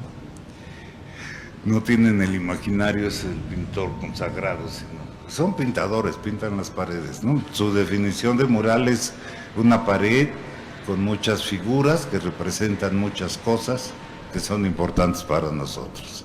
O sea, sus definiciones son muy otras, ¿no? No he notado diferencias entre las etnias porque realmente el abordaje con que lo hacemos es como seres humanos, iguales a cualquier otro ser humano, ¿no? Con sus cualidades y sus limitaciones, como todo ser humano. Pero los abordamos desde ahí, desde esa... Y lo mismo la maravilla de cuando pudimos hacerlo en Europa, con alemanes, yo no hablo alemán, ellos tampoco hablaban español, y logramos hacer el mural con los mismos principios participativos y poniéndonos de acuerdo, un poquito más lento por las traducciones, pero nos íbamos poniendo de acuerdo en todo, ¿no? No sé si esto responde a la pregunta. De una cierta manera, sí. No sabe si usted tiene ese... Bueno, más o menos lo que yo entendí es si hay como una relación entre las diferentes etnias y su forma de plasmar la imagen. La forma como si tú puede haber elementos de respuesta en la iconografía, ¿no? Probablemente, pero no creo que sean tan sencillas de identificar. Además que en este caso, creo yo que el arte está sirviendo justo como un traductor entre diferentes mundos, ¿no? O sea, un traductor entre la sociedad civil nacional e internacional, un traductor entre las cosmovisiones mayas varias, porque son distintas, ¿no? O sea, como dijimos hace rato, hay 5 o 6 grupos étnicos al interior del ZLN. Entonces, para mí eso es como lo más interesante, el potencial creativo que se puede dar a partir de esto, ¿no? De la poesía, de las canciones, de las obras de teatro, de las danzas, que al mismo tiempo consiguen un código compartido, ¿no? Que es la denuncia de la violencia, que es la apuesta por la autonomía, que es la resistencia, que es la transmisión de la ideología, y que de hecho, por lo menos en los festivales Comparte por la Humanidad, saliendo de la parte pictórica, que podría considerarse tal vez por lo menos lo figurativo un poco más universal, las canciones, las poesías y las obras de teatro, ellos y ellas hacían el gran esfuerzo de hacerlas en español, por ejemplo, ¿no? O sea, para que un circuito mucho más amplio lo entendiera, ¿no? Pero que seguramente al interior de sus comunidades existe la misma producción en sus propios idiomas, ¿no? Porque además, así como estos eventos multitudinarios eran la puesta en escena al público nacional e internacional, ellos ya tenían para preparar cada festival entre 6 y 4 meses de ensayos, ¿no? Entre ellos mismos, ¿no? O sea, practicando, creando las obras de manera colectiva, y no solo eso, también para las comunidades o para los asistentes, para los que no pudieron asistir a los festivales, ellos cuentan con sus propios medios de comunicación, ¿no? Que son los tercios compas, ¿no? En vez de medios de comunicación son los tercios compas, y los tercios compas se dedicaban a registrar cada una de las obras de teatro, cada una de las presentaciones, de las poesías, de los performances, malabares, porque había de todo, y después eso lo procesan en sus propios centros de información de cada caracol, y ese material va a circular a las comunidades, ¿no? No solo las expresiones artísticas de la sociedad externa, sino también las que hacen las bases de apoyo, ¿no? Entonces es un diálogo muy, muy complejo entre muchos diferentes actores, pues. Gracias. Quiero hacer un comentario sobre esto. En estas experiencias, por ejemplo, una que me impresionó mucho y me hizo ver muchísimas cosas, precisamente en Taniperla, llegó un señor a los pocos días, porque se relevan para el trabajo. Llegó un señor a los pocos días, pues lo mandaron a trabajar, ya estoy aquí, ¿qué es lo que hay que hacer? Ah, pues ¿cómo te llamas? Ya una ruptura de hielo, ¿y qué tengo que hacer? Y le doy unas hojas, a ver, ¿qué te gustaría que apareciera en el mural? Dibújalo. Y este señor tan afable, tan campechano, se puso tenso como una tabla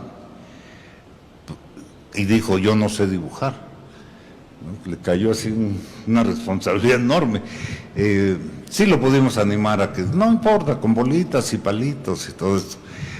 Y ahí la reflexión viene, que la mayor parte de los indígenas rebeldes han estado aislados, estuvieron aislados por el colonialismo interno, por el peonaje o como se llame, el neoesclavismo, de cualquier beneficio de la sociedad, ni educación, ni...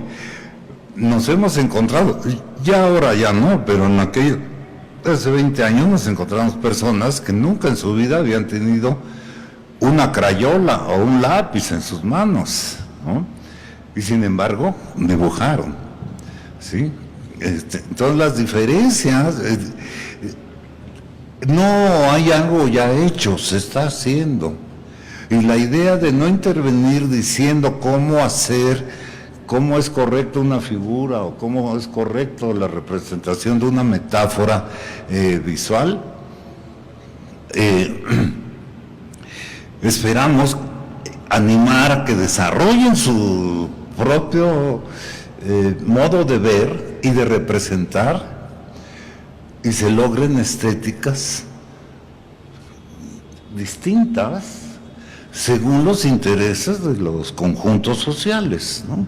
Eso es lo que, y le llamamos estéticas populares a esto, que surjan del pueblo realmente, de la gente de a pie, que surja por donde quieren ir.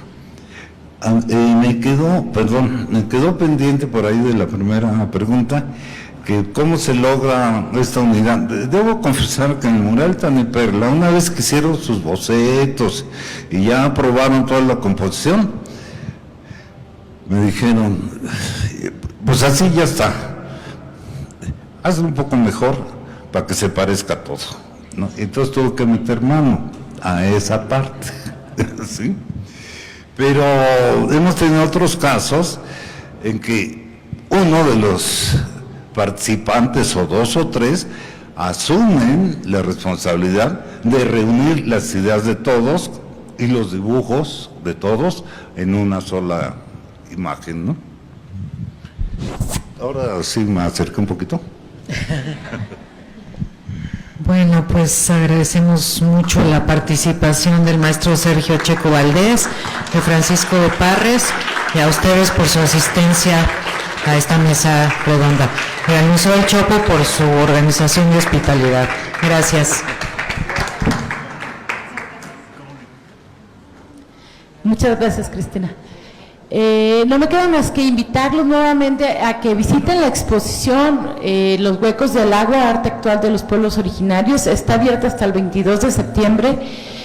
Y justo este sábado tenemos el festejo del Día Internacional de los Pueblos Indígenas a las 12:30 de la mañana en este mismo espacio. Vamos a hacer una revisión sobre las radios comunitarias, va a haber lectura de poesía indígena y va a haber presentación musical. Entonces los esperamos a que nos acompañen este sábado a las 12:30. Muchas gracias.